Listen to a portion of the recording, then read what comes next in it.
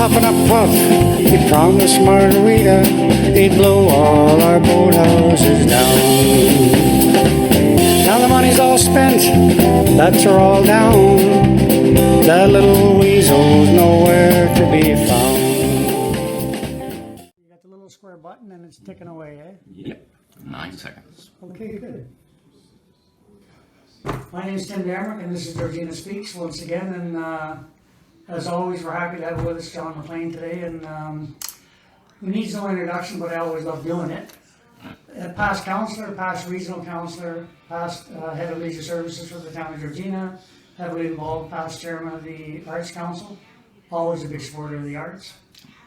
And spent his entire adult life waking up every day wondering what can I do for Georgina today, no? I'd say that's a fairly fair assessment. It was fun. Yeah, and still is.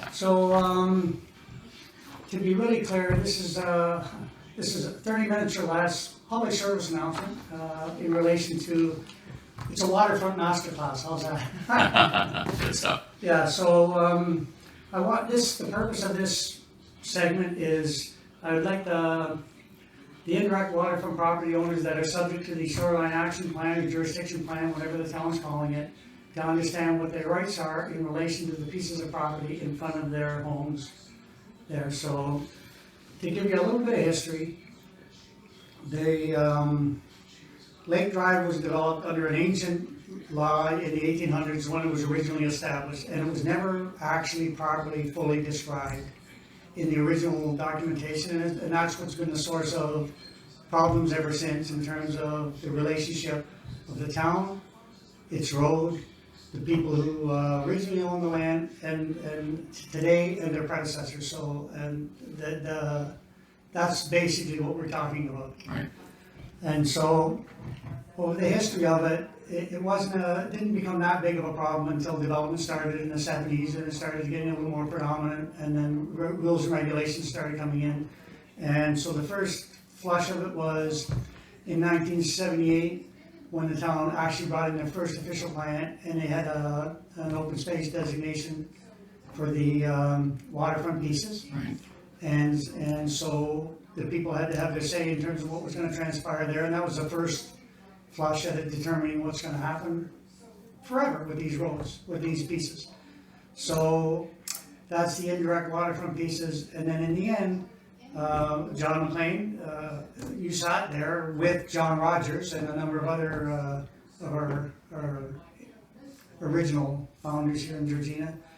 So they had, and they come out with all the designations of what could be done on those properties under that open space designation, and it was boathouses and docks, and it was clearly understood that the people across the road, what I didn't know, They had the right to develop, yes. they had the right to develop, exactly, and what I didn't realize until not that long ago was that that actually came from the province, not from the town. Okay. Well, yeah, I mean, it's rights that are the indirect waterfront property owners have in the Public Lands Act. Oh, okay. So they operated under that premise that the people across the road had the right to develop. There was a criteria established in terms of the town's road, 1.5 meters more or less, and for the gravel off the travel portion of the road, and then beyond that, people could put fences up and do their docks and and that's always been the case. Right. That's been the understanding. So then if you move forward from there to 1992, the town decided they needed, they wanted a clearer definition of the road. They were trying to get a description of the road, and they hired a guy, his name was Edward Wharton Russell, and I always say Rusty Russell, but somebody told me it sounds like I used to play pool with him when I use his nickname like that, but he gave himself that nickname, so I never met the man, but I will say John met him. And so he did a legal memorandum, he did an in-depth research of the entire strip, from Dalton Road down to Varney, but Yes. not the old Homestead stretch. So so his conclusion in 1992, when he brought his report forward, was that the original survey that was done defined the road as somewhere between 30 and 50 feet. It was 50 feet in some places, 30 feet in other places. And it was clear that was the size of the road, more or less. Clear, more or less. Yes. if that makes any sense. So what happened is, so in 92 when they were all looking at it, he also viewed the issue of whether waterfront roads definition goes to the water's edge or to the edge of the road. And he reviewed ancient legislation, evolution of the whole theory, blah, blah, blah, blah. And he came up with a legal opinion that, in his opinion, the town could own to the water's edge. But it was just his opinion. Like it was conjecture. It wasn't his. So what he did was. I think you used the word might. Might go Not down. could. Well, you would know better. You actually talked I was to him. there. Yeah, Yeah. okay. So to be really clear, Mr. Russell, who did that, he was the town's expert. This is the guy who the town hired, paid him a considerable amount of money. Hang on, I just got to say goodbye to this person. We're in the middle of. Stephanie, I'll have to talk to you after because I'm in the middle of something. Thanks. So here we are, it's 1992. The town hired Mr. Russell as the foremost authority on these issues in Ontario, and he determined that the road is defined 30 to 50 feet. And so, and then at that time, to his credit, he invited a number of the other lawyers at the time, Linton, Leck, and Monteith, Charles Loopstra. Charles Loopstra went on to do a considerable amount of work for the town of Georgina. He was, and he was no lightweight in municipal law. Patrick Fahey was in on it. I mean, actually, Joe Dale's and all that. Like that. We got quite a history of people commenting on this, but the expert, the town's expert, said if the town went to the Attorney General, they likely would get, he was fairly certain that they would get a 66-foot road allowance, and that makes sense, that's the standard now. But they don't have their 66 feet until they do that. But it still has to go to court to Well, yes, determine that, though. of course. So today, as it stands, the town owns between 50 and, whatever the description was in the original survey that was developed when this road was opened under the Highways Act. So my point to the waterfront property owners is, if you own, there's a description that says what you own, and you can find it in that thing, but I would just simply take, if you find out where your lot line is on the opposite side of the road, measure, even if you measure 65 feet, and see what you have beyond that. If you have 1 foot, I talked to the ministry, and if you have 1 foot beyond that, it's Crown land. And then I'll get into what you're allowed to do from there. 65 or 66? 66, sorry. Yeah. 66 feet. Technically only 50 feet. Right now, the town could not come to you and say, I own anything. They've never actually gone to court. They have said that, though. Well, I know they said that. No, actually, they didn't. The lawyer said it. Yeah, I don't want to even get into that. Right, okay. Let's I don't want avoid to that. get into any.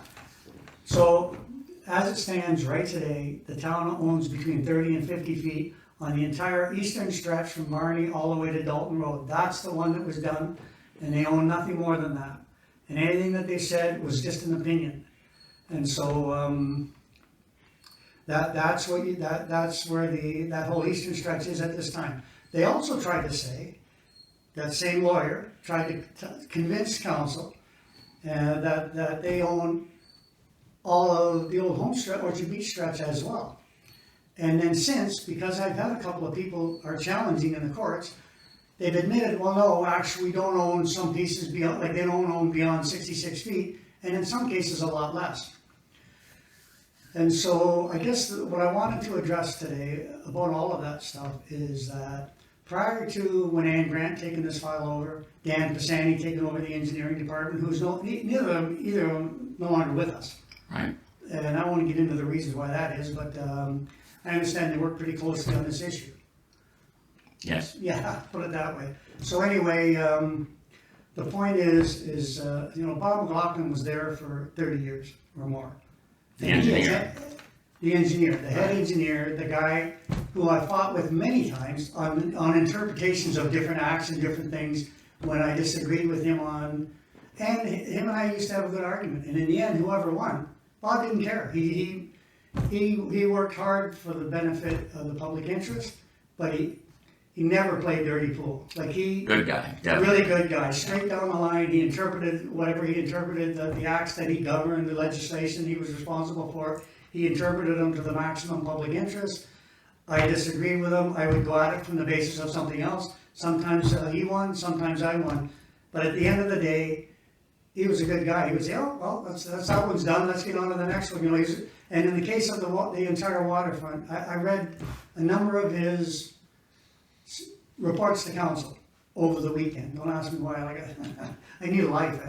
But Yes. the point in it is that he never paraphrased Rusty Russell and said we own anything. He always was straight down the line. He always admitted, for example, the old Homestead stretch, they said it's an old trespass road and there's no clear definition but 50 feet. And they actually said they never intend to expand it. So I was trying to keep this really concise. So the point is this, both in the old Homestead stretch and in the entire eastern stretch, technically the original descriptions are maximum 50 feet.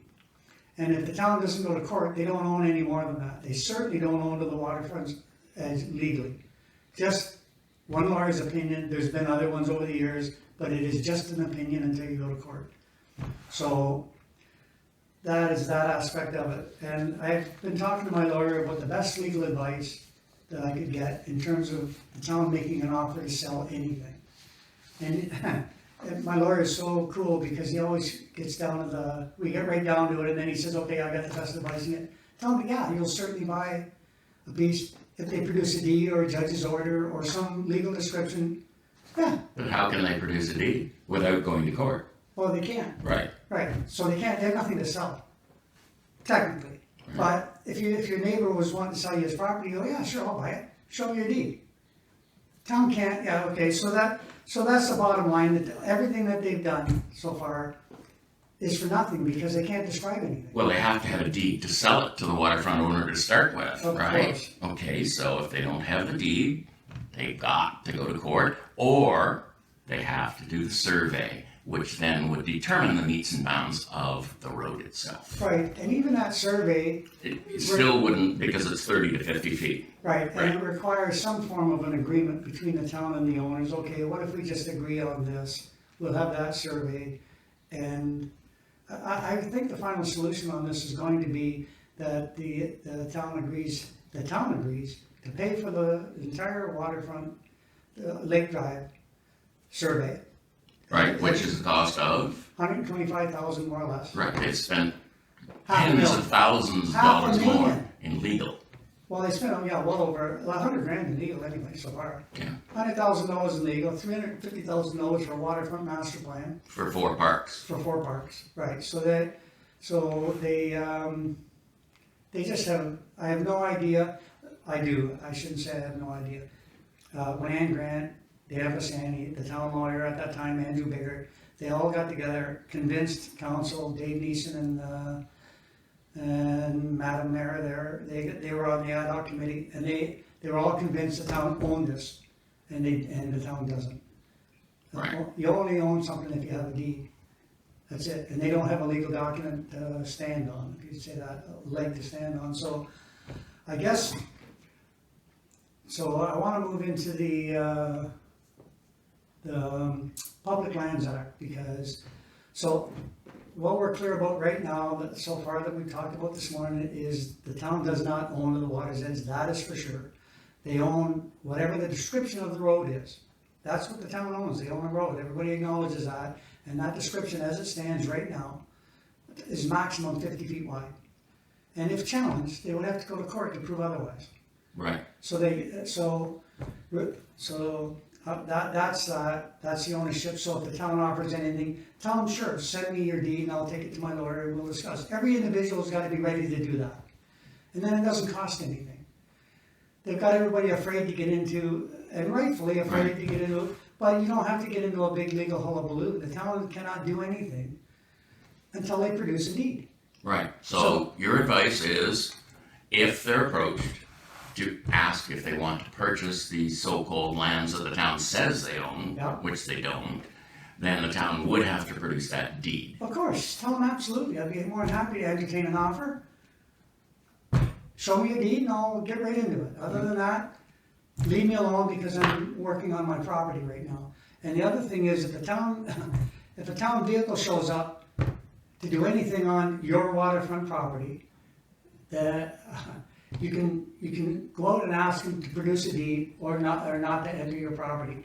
And the one thing I want to make really clear, do it extremely respectfully, because these guys are decent, hardworking guys. Our staff I've always thought very highly of them, and they're just there. If they've been sent there, they've been sent there. Right. And so that if you tell them, no, this is my property, I have the right to, under the Public Lands Act, I'm gonna shut this off, I thought I did, sorry. There we go. So under the Public Lands Act, it's the people here that have the right to the waterfront, and the town has always known it. Bob McLaughlin always knew it, you knew it, John Rogers knew it, Rob Grossi knew it, Danny Wheeler knew it, all the people who've attended to this for the last 50 years knew it. And it was understood. So that's the road itself. Town owns nothing on the water's edge, unless the 50 feet, or in the end, if they go to court and they get a 66 feet and it meets the water's edge, then they own the waterfront. And then there's the issue of riparian rights, in which case they have the riparian rights because their road meets the waterfront. But the Riparian Rights Act says, save and accept when other arrangements have been made. So if the town has actually told somebody they can put a dock there or a boat, whatever, they've given their riparian rights to that person across the road, and they can't take it back later. So then, that's a whole other kettle of fish, and there's no sense getting into that. So basically, town owns a road 30 to 50 feet. If they come to give you an offer, tell them no problem. And this is advice coming from my lawyer. And it's kind of funny because the file's this thick. And he boils it down. He says, yeah, no problem. I'll give you concise legal advice on the entire thing. Tell them to produce a deed or a document, and you'd be more than happy to entertain an offer. And that's just as simple as can be, so you can rest assured. So that's that issue. That's the ownership of the waterfront side. The next issue is permits. And I was really mixed up on that one because, well, I wasn't mixed up. That they originally started turning down permits against the advice of staff. With no right. With no right to do so. Staff, and we have some good staff up there, and they told them, to their credit, they told the mayor and Dave Neeson at the committee meetings, they had our committee meetings, you cannot turn these permits down without an interim control bylaw. And then it was brought up, well, if we pass an interim control bylaw, these people will have a right to appeal it, and that'll take time and it'll interrupt the town's schedule. People's due process, their right to be heard, their right to due process, was going to be a bit of a nuisance, eh? Against the charter, however. Yeah, against Charter 7, that's for sure. The Section 7 of the Charter of Rights and Freedoms, it's just insane. Mm-hmm. And it's funny, one of the most guiding legal principles in due process is legitimate expectation. Right. If the town behaves in such a way that people have the legitimate right to expect that they're going to continue, well, considering the 50-year history here and the bylaws and everything that they established, anybody purchasing that property, any other predecessors would have had a right to think that they're very likely going to continue doing that. Well, right from the amalgamation of the town of Georgina in the early 70s, it had been allowed until the council, this council, well, we can't say this council because actually it went back into the previous council as well. Not this action. Not this action, okay? Because we're at the end of the term. This is the 8-year term. Yeah. Okay. These guys were elected in 2014, right. And they were put in 2015. And when Ann Grant training the new council, 5 new councilors. I remember Danny Wheeler going, "Oh my God, we got 5 new people. I got to train." He was a good guy, Danny. Yeah. So anyway, he knew it all. He knew it all. And when Ann Grant, she was a brutal bureaucrat.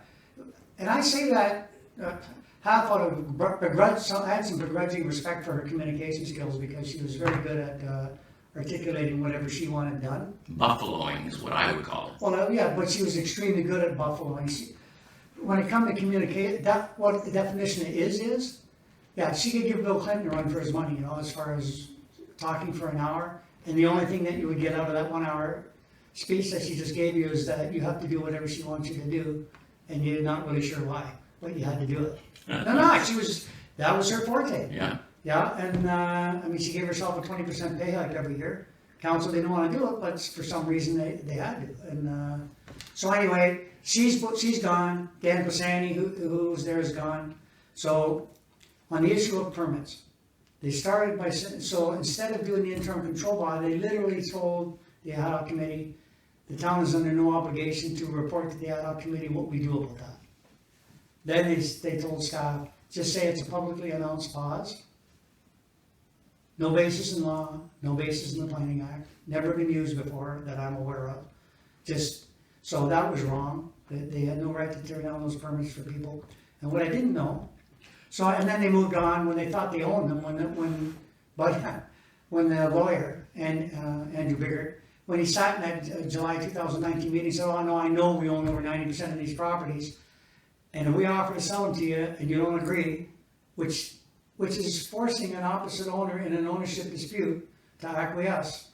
If you don't agree we own them and buy them from us, we're gonna fence your properties off and tear your improvements, like, no. Sounds similar to extortion. Similar I to think, extortion. Didn't say it was.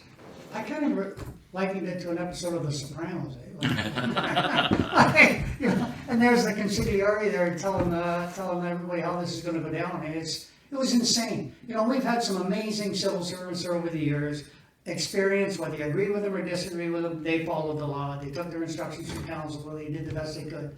And that idiot, you know, Harold Lenters has been dealing with planning and municipal since that guy was in law school. And that guy's wandering down our halls telling our staff how this is gonna go down. It was absolutely insane. And that's just my personal take on it. I should probably not get wound up with that. No. Okay. So We got 8 minutes left to keep to half an hour. Okay, so what I want to get back to is, so the road, the town owns 30 to 50 feet, period, until they prove legally otherwise, and they haven't. So if they come with an offer, tell them definitely you'd love to take a look at it. If they actually own it, could you produce your deed? And that's as simple as that. That resolves the road issue. At least the status of where we are today. Okay, building permits. Building permits.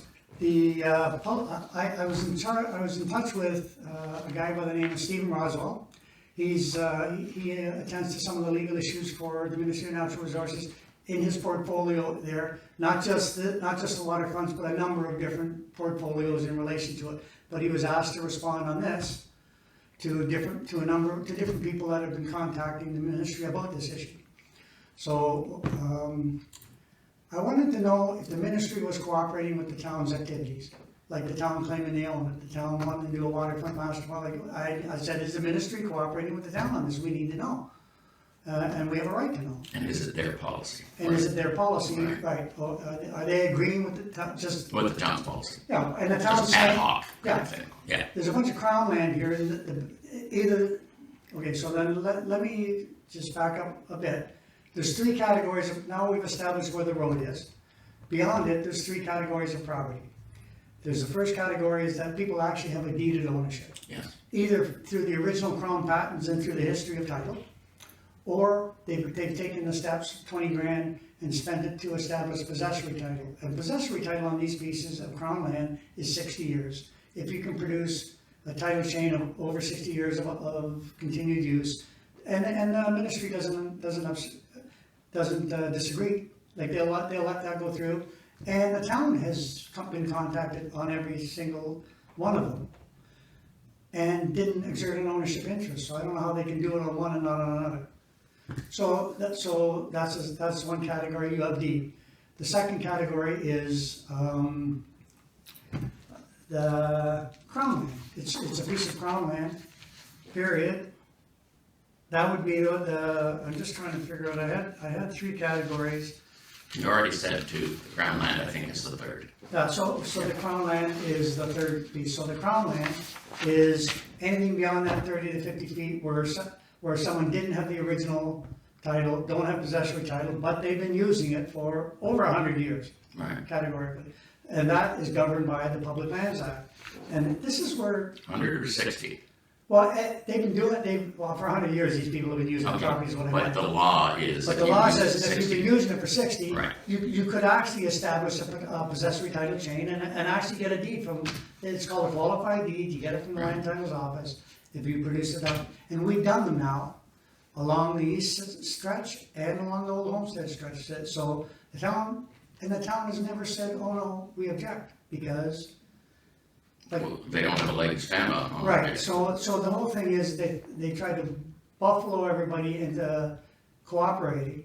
They held it out, oh, we're gonna help you quiet your title, and we're exclusive continued use, no matter, it's right in the minutes of the ad hoc formation, that was the goals, oh yeah, we're just gonna help you.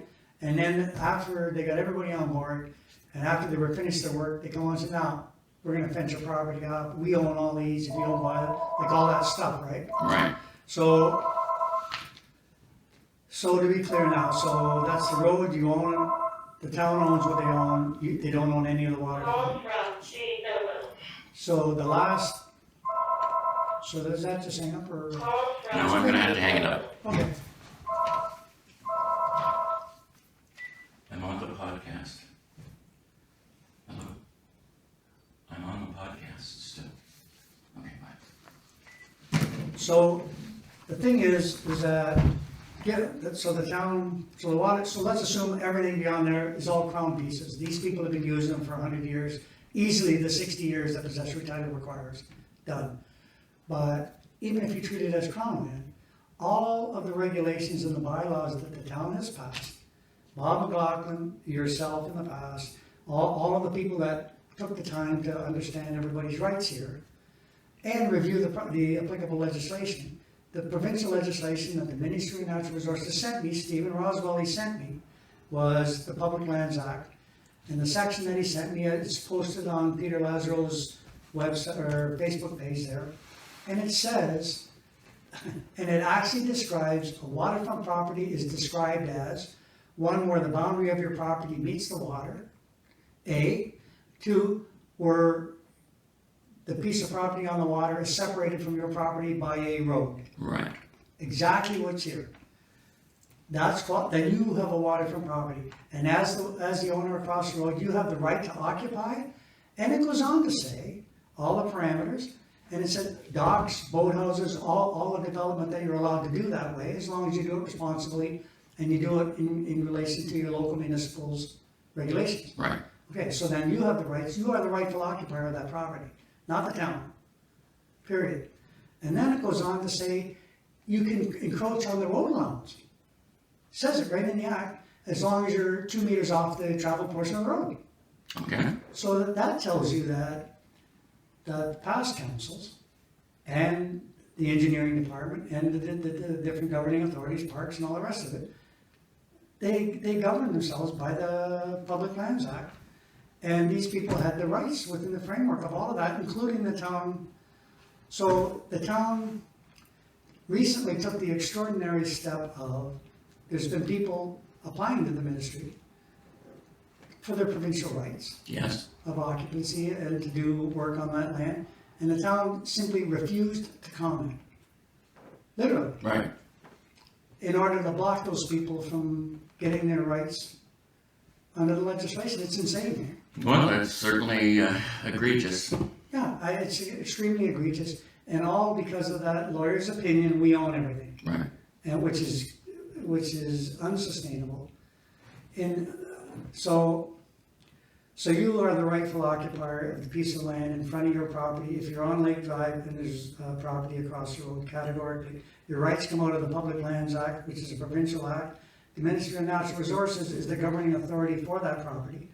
And they're totally on board with people that, and they view it as a cooperative effort to maintain the shoreline. Like it's like a cooperative effort of everybody this has been going on for 50 years. It was developed historically as the way to properly address shoreline properties. And Remembering though that the town has always had the interest in protecting the view of Lake Simcoe, and that is covered within their existing bylaws about the erection of fences to obstruct that view.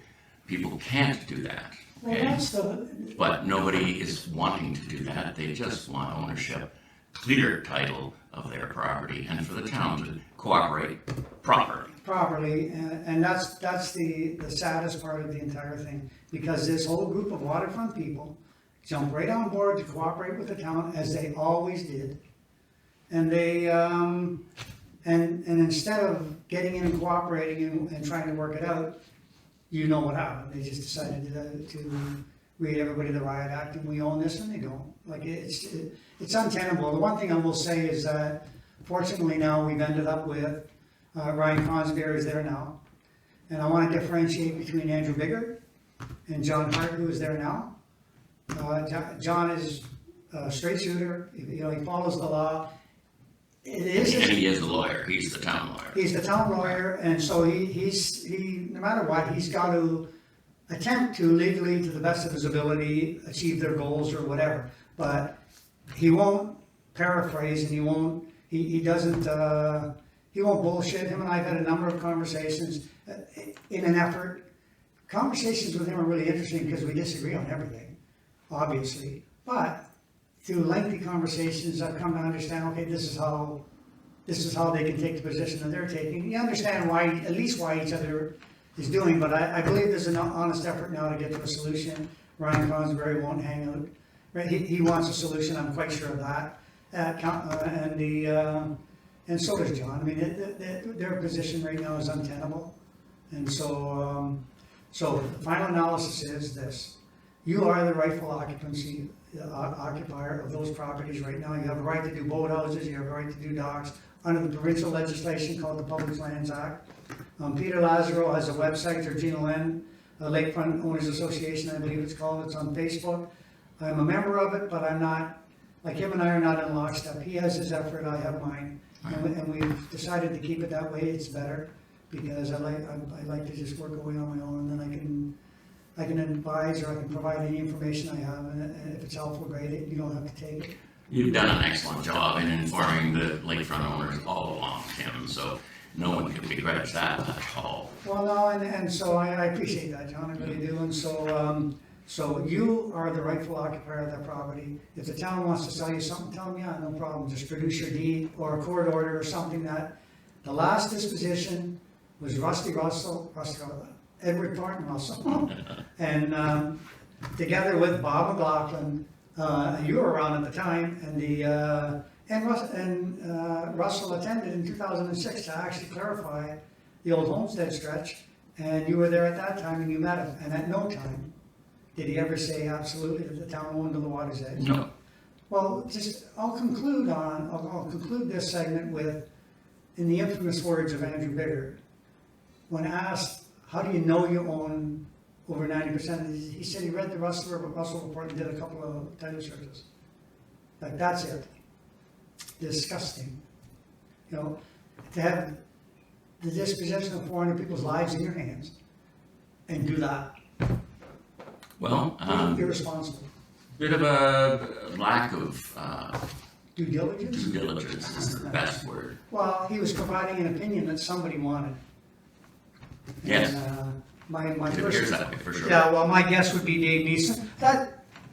I'm not going to get into No, that. that's Not a good time. Well, you know what, It's in John? politics, it's reality. Yeah, I very much appreciate you taking the time today, and I'm sorry if I just spewed, but Okay, no, that's good. So, you own it, the Public Lands Act, that section, you should go review it, because it tells you what all your rights are to this property that you own. The town owns 30 to 50 feet. Go measure from your lot line, and you'll know where your new property starts, from down to the water's edge, and and now I've noticed a number of people are just going ahead without permits and doing whatever they have to do. Knock yourself out, build a boathouse, do whatever you want to do. The town, just make sure you do it in accordance with the regulations, and if they show up, tell them, yeah, give me my permit. I would prefer to follow the law. Absolutely. And John Cretchen said, when he turned around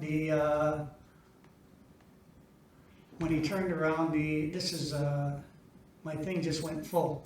Oh. Mine hasn't. I know, so what I'm going to do is, I'm just going to, You want my camera? no. Yeah, can I do that? Yeah. Say goodbye. See, I'm going to Take care, Tim. You've done a great job. Keep it up. Thank you. So John just handed me his camera because mine memory got full, and I just wanted to quickly finish up. Thanks so much again, John, for You're welcome. everything that you do, to be honest with you. And like I said, you own from the edge of the road to the waterfront, or you are the rightful occupiers under the Public Lands Act, and I'll post some stuff when I post this, a link where you can go on and I'll embed it into the YouTube channel or whatever. So thanks everybody for listening. If there's anything, you can always message me on Facebook if there's any information you need. If you want a copy of that section of the Land Act that was sent to me by the Ministry of Natural Resources, because they're the ones who actually govern this land, not the town. And so thank you so much for your time. Take care and have a good day, everybody.